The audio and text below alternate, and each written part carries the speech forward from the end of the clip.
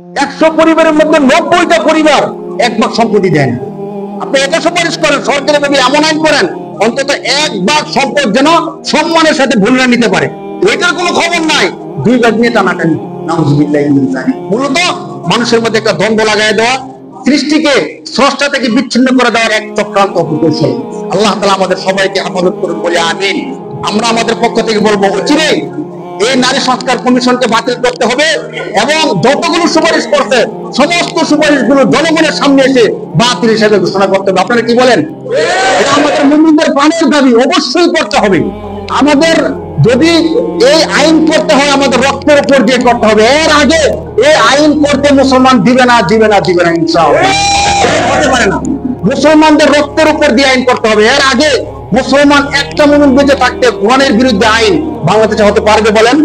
পারবে না। শনিবার দিন 3 তারিখ সোহরাওয়ার্দী উদ্দিনে হেফাজতের আহ্বানে এই নারী সংস্কার কমিশন বাতিলের জন্য সবাইকে আহ্বান করা হয়েছে। আমরা সবাই শরীর থাকার চেষ্টা করব ইনশাআল্লাহ।